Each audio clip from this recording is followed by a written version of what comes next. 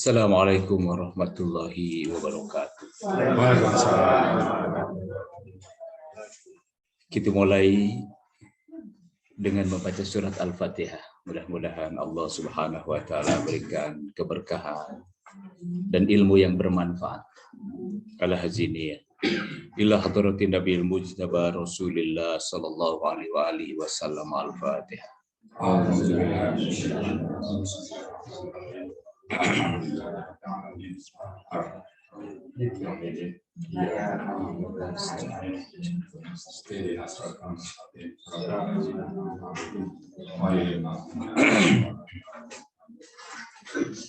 Bismillahirrahmanirrahim. Alhamdulillahirabbil alamin wal aqibatu lil muttaqin. Allahumma salli wa sallim wa barik ala sayyidina Muhammad ibn Abdullah al-qaim bi huquqillah adada ma fi ilmillah wa ala alihi ma daqat illa wa farajah Allah. Rabbana atina min ladunka rahmatan wa hayyi lana min amrina rasyada. Rabbi zidna ilma warzuqni fahma. Rabbi shrah li sadri wa yassir li amri wahlul 'uqdatam min lisani yafqahu qawli. Alhamdulillah, di pagi yang barokah ini, di hari Jumat sebagai Sayyidul Ayyam, mudah-mudahan kita senantiasa dapat rahmat dan keberkahan dari Allah Subhanahu wa taala. Berbahagia hati saya, senang bahwa saat ini bisa memenuhi undangan yang mulia, yang terhormat Al-Ustadz Rizal Al-Hasani dalam rangka membangkitkan semangat dan motivasi belajar bahasa Arab. Beruntung bapak-bapak dan ibu-ibu yang diberikan kekuatan oleh Allah untuk mau belajar bahasa Arab dan berusaha untuk bisa bahasa Arab dan mengerti bahasa Arab. Tentang kemuliaan bahasa Arab, jangan diragukan lagi. Allah sudah memilih Al-Quran sebagai kitab suci yang paling sempurna dalam bahasa Arab. Kata Allah, Inna nahnu nazzalna Qur'anan Arabiyyan la'allakum ta'qilun.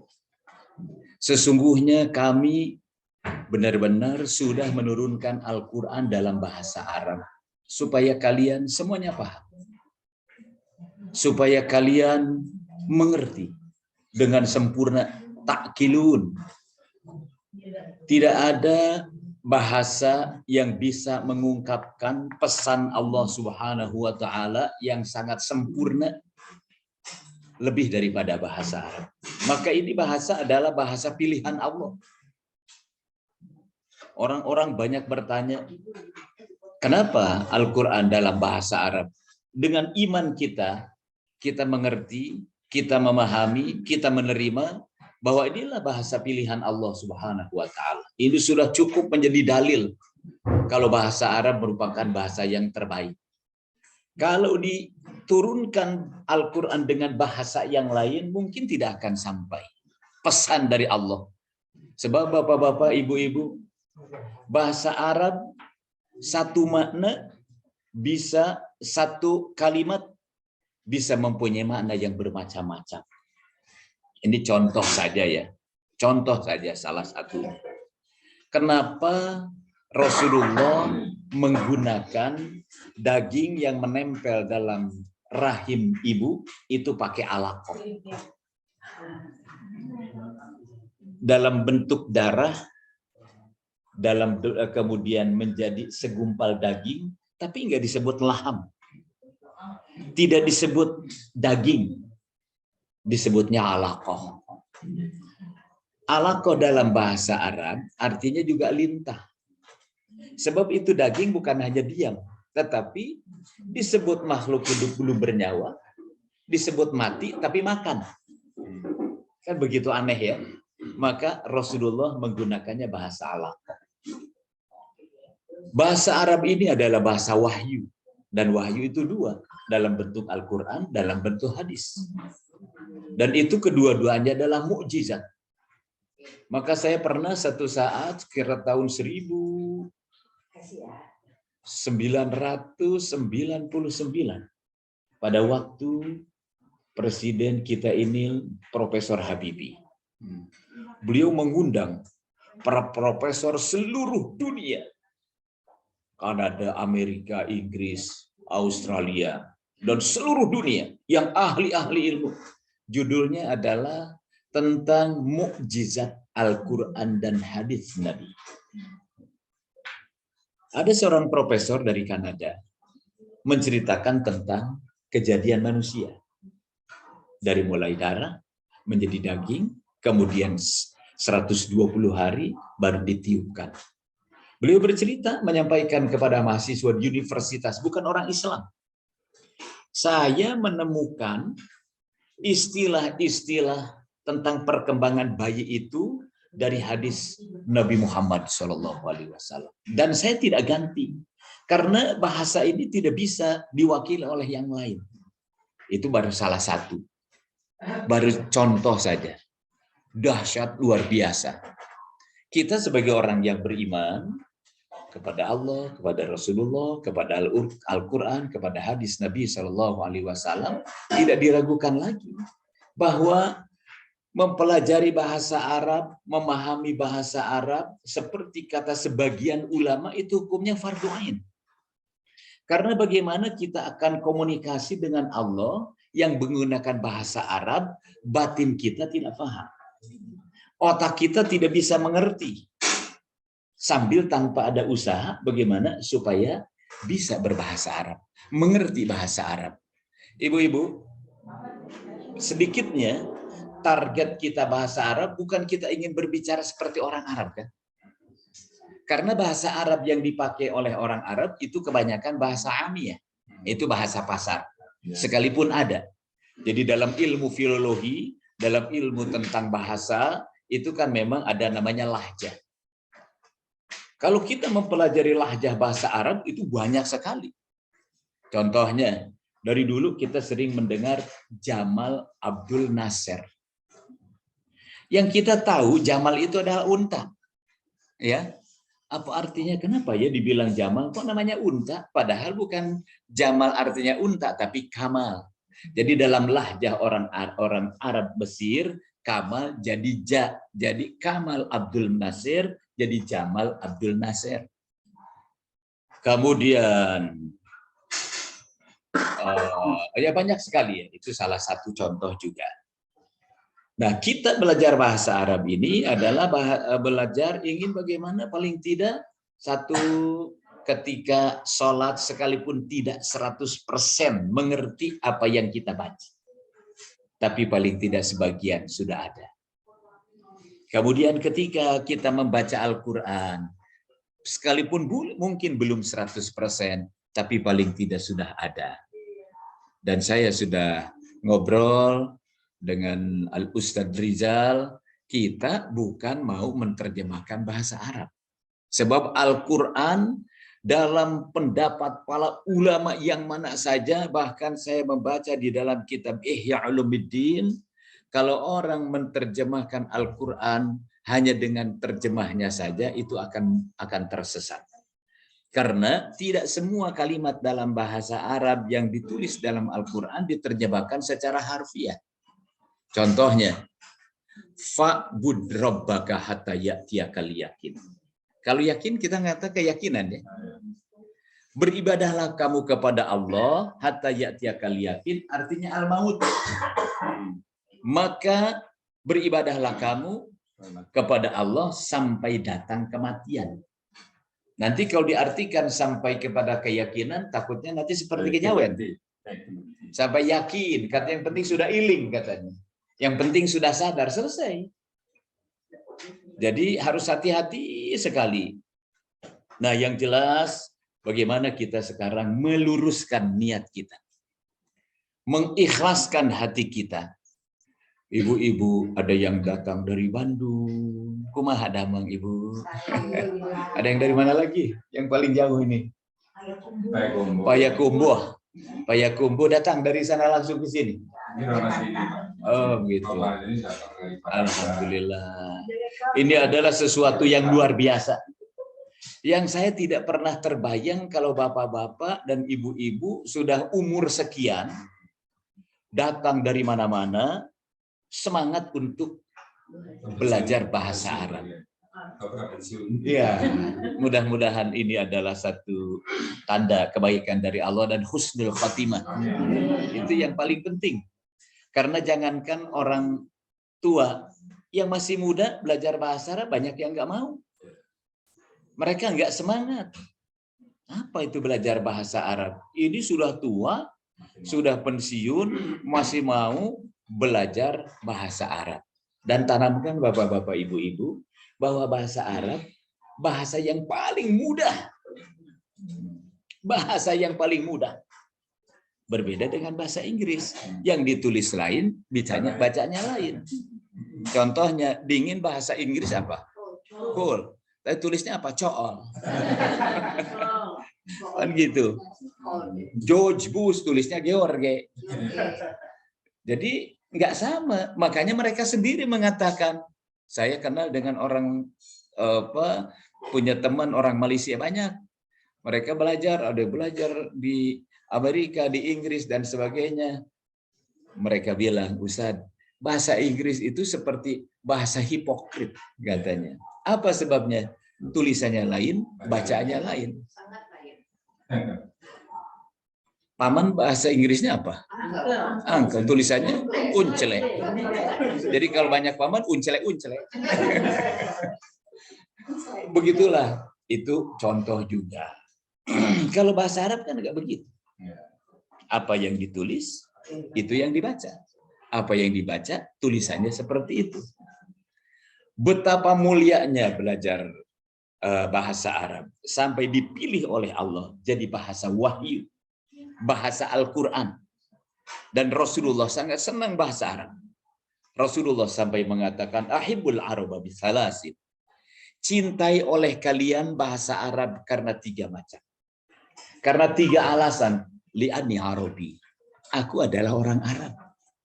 Dan berbicaranya bahasa Arab. Rasulullah orang Arab dari lahir mendengar bahasa Arab. Berkembang dalam lingkungan Arab. Dalam masa perkembangan Rasulullah belajar bahasa Arab. Hidup bergaul di kampung sampai mendalami bahasa Arab namanya Arabul Arabi. Yaitu bahasa Arab yang paling mendalam. Sehingga tidak ada seorang manusia zaman itu yang katanya mereka sangat hebat dalam berbahasa Arab. Di mana perkembangan sastra sampai syair-syair begitu dahsyat saat itu. Dan juga ahli-ahli syair yang luar biasa pinternya. Mungkin saat itu orang Arab, terutama bangsa Quraisy, tidak ada yang bisa mengalahkan retorika bahasanya oleh bangsa yang lain. Nggak ada yang bisa. Tapi sehebat apapun mereka, tidak bisa mengalahkan kedalaman bahasa Rasulullah Shallallahu Alaihi Wasallam. Karena Rasulullah juga belajar. Jadi jangan disangka Rasulullah tidak belajar. Makanya dalam proses pendidikan Rasulullah sangat mengenal itu bahasa Arab sampai bahasa Arab yang sangat mendalam. Kata Rasulullah, "Ani Arabi wal Quran Arabi." Dan Al-Quran adalah bahasa Arab. Ada Arabi, ada A'rabi. Ada A'rab, ada Arab. Kalau Arab itu bahasa, itu adalah orang Arab yang seperti Quraisy. Kalau A'rab itu bahasa, itu adalah Arab seperti Arab Badui. Bahasa Arabnya A'rabi. Kalau ini Arabi. Jadi bahasa yang sangat tinggi. Wa kalamu ahlil jannati fil jannati Arabi. Kata Rasulullah, dan obrolan, bahasa, ucapan ahli surga di dalam surga adalah bahasa Arab. Nanti kita di dalam surga bahasa Arab. Bagaimana kalau orang tidak bisa bahasa Arab di dunia, apakah dia bisa berbicara bahasa Arab di akhirat? Ibu-ibu bisa juga kalau dia masuk surga. Tapi paling tidak sebagai bukti iman kita kepada Allah, kepada Rasulullah, salah satunya adalah cinta bahasa Arab, sebagaimana Rasulullah juga sangat cinta dengan bahasa Arab, maka mudah-mudahan itu menjadi amal soleh kita. Karena nanti orang yang masuk surga kan dengan rahmat Allah, dengan amal solehnya. Amal soleh adalah salah satu bentuk rahmat Allah Subhanahu wa Ta'ala, yang itu menjadi dalil kalau seseorang itu akan mendapatkan rahmat Allah, yaitu dengan beribadah kepada Allah. Salah satunya kita sekarang cinta bahasa Arab, karena memang Rasulullah sangat cinta sekali dengan bahasa Arab. Kemudian berikutnya saya kemarin mendapatkan kiriman dari seseorang tentang bahasa Arab. Beliau mengatakan bahwa ada seorang ulama, ahmiyatul lughatil arabiyyah li fahmi ma'anil Qur'anil Karim. Pentingnya bahasa Arab untuk memahami makna-makna Al-Qur'an yang mulia. Ini kata seorang ulama. Pentingnya bahasa Arab untuk memahami makna Al-Qur'an yang mulia. Yajibu ala jami' ahlil Islam, wajib bagi seluruh ahli Islam. Kita kan ada dorongan mau belajar bahasa Arab karena kita salah satu sebabnya Muslim. Mungkin kalau bukan orang Muslim, belajar bahasa Arab ada maksud yang lain.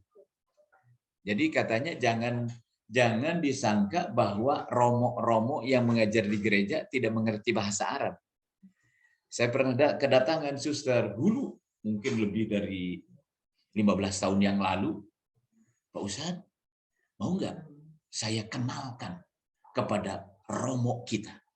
Dia bisa bahasa Arab. Dia belajar di Palestina. Bahkan dia hafal Al-Quran, sekalipun nggak semuanya. Karena ini untuk kepentingan dakwah mereka. Bahkan mungkin kita kalah bahasa Arabnya dibandingkan dengan mereka. Karena mereka memang diajar, dididik, dan disimpan di lingkungan yang memang bahasa Arab. Ada yang dari Yordan, ada Palestina, dan sebagainya. Dan mereka belajar. Kita sekarang belajar bahasa Arab tujuannya untuk menyempurnakan ibadah kita. Untuk meningkatkan kualitas ibadah kita. Untuk meningkatkan kualitas pemahaman Al-Quran yang senantiasa kita baca. Jadi di sini katakan ahamiyatul lughatil arabiyyah, pentingnya bahasa Arab untuk memahami Al-Quranul Karim, yajibu ala jami' ahlil Islam. Ini sambil ujian ya. Dengar, kemudian paham nggak apa yang saya baca ini? Untuk mengukur kemampuan kita, yajibu ala jami ahlil Islam ayyu'azzimu lughatal Qur'ani. Paham nggak? Paham ya?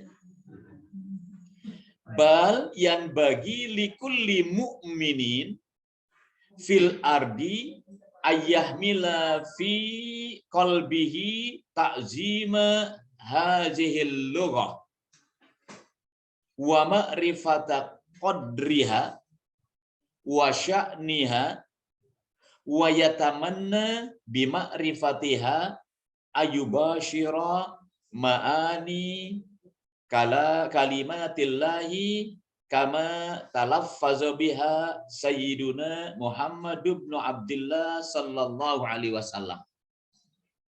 Paham nggak yang barusan dibaca? Enggak. Ada yang baca, ada yang paham, ada yang enggak ya? Enggak apa-apa, namanya juga belajar. Ya. Kalau ini enggak paham, enggak apa-apa. Yang penting paham Al-Quran. Karena targetnya kan paham Al-Quran. Ini adalah sebagai cara untuk memberikan semangat, pemahaman, dorongan seseorang supaya mau belajar bahasa Arab.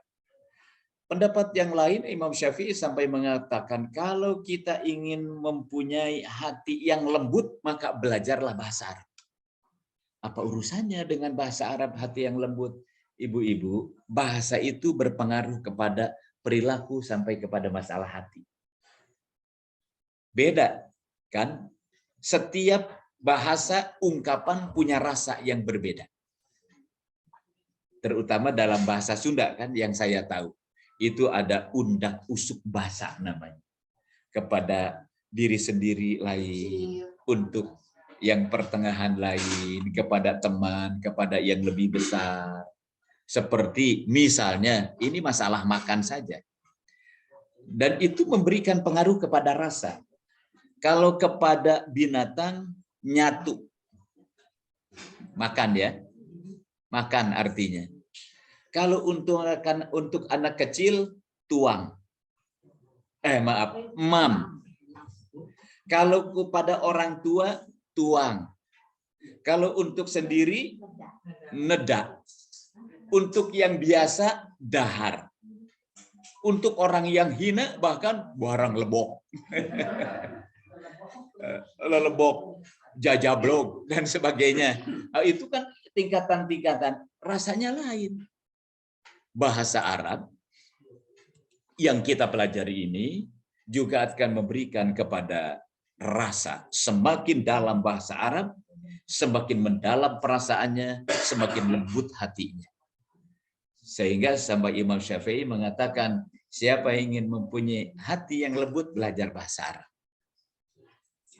Wajib bagi setiap ahli Islam ayyu'azziman lughatal Quran. Dia wajib mengagungkan bahasa Al-Quran. Itu sudah menjadi fakta, nggak ada yang bisa memungkiri lagi bahwa Al-Quran adalah bahasa Arab. Oh bukan, ini bukan bahasa Arab, bahasa yang lain. Bahasa Arab. Memang kenyataannya Al-Quran bahasa Arab.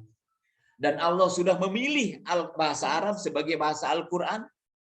Balian bagi likulli mu'minin, bahkan sepantasnya bagi setiap muslim fil ardi yang masih ada di dunia ini, ayah mila fi qalbihi ta'zima hazil lughah, mengagungkan dalam hatinya bahasa Arab ini, wa ma'rifata qadriha, dan mengerti makrifat tentang kadarnya, tentang kadar-kadarnya, wasyaniha, dan segala macam urusan-urusan yang menyangkut, yang berhubungan dengan bahasa Arab. Bahasa Arab, ibu-ibu, sebagai dasar kita belajar apa? Satu, belajar bahasanya. Belajar mufradatnya kan. Kemudian ada nahunya, ada sorofnya. Nanti lebih tinggi ini ada bahasa balaghah. Balaghah itu mengandung di dalamnya ada ilmu ma'aninya, ada ilmu badi'nya, dan ada yang lain-lainnya. Nanti kalau sudah nahu sorofnya sudah, kemudian ilmu lughahnya sudah, kemudian tadi apa balaghahnya sudah, nanti ada sampai kepada ilmu arudnya, ilmu tentang mempelajari bagaimana bahar-bahar yang ada dalam syair-syair. Biasanya itu di kalangan para ulama yang sudah sangat pandai sekali. Wa yatamanna bima'rifatiha, dan dia harus bercita-cita untuk mengerti bahasa Arab. Ayyubashira ma'ani kalimatillahi, makna-makna kalimat-kalimat Allah, kama talaffaza biha Sayyidina Muhammad sallallahu alaihi wasallam. Sebagaimana Sayyidina Muhammad sallallahu alaihi wasallam melafazkannya, melafazkan bahasa Arab, juga Al-Quran. Maka untuk memperlancar bahasa Arab kita, kemampuan kita, bapak-bapak, ibu-ibu, seperti kata Allah, warattilil Qur'ana tartila. Bacalah Al-Quran dengan tartil. Keluarkan suaranya sekalipun nggak terlalu keras. Hanya kedengaran oleh telinga kita paling tidak. Karena dengan tartil Al-Quran, dengan bagus kita melafazkannya, akan melatih lidah kita, akan melatih ingatan kita, dan fadilahnya katanya kalau orang suka membaca Al-Quran, insya Allah tidak akan terkena penyakit pikun. Itu hebatnya membaca Al-Quran. Dan kenapa seperti itu? Ya, secara johir dapat kita melihat bahwa dengan mentalafuzkan Al-Quran, kan saraf-saraf di mulut kita jadi bekerja. Dari mulai ujung lidah, tengah lidah, bibir, sampai kepada tenggorokan, yang itu semuanya adalah merangsang kerjanya syaraf-syaraf otak kita. Demikian Bapak-bapak, Ibu-ibu, Mudah-mudahan apa yang disampaikan insya Allah memberikan manfaat dan mendorong motivasi kita, dan yang paling penting meluruskan niat kita. Belajar bahasa kita ini buat apa sih?